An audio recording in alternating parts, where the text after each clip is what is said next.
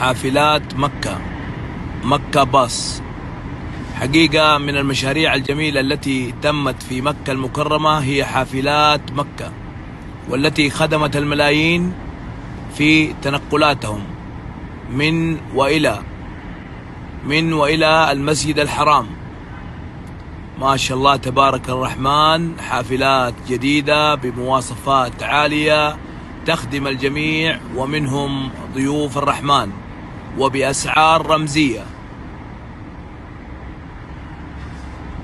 لها مواقف مخصصة حول المسجد الحرام، وكذلك بالقرب من الفنادق، وكذلك في الأماكن العامة.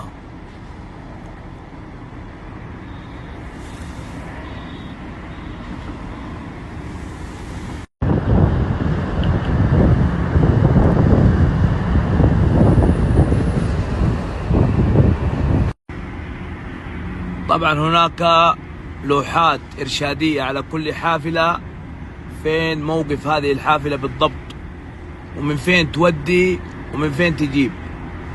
زي ما بتشوفوا هذه الحافلة من العوالي للمسجد الحرام، رقم الحافلة 09 العوالي.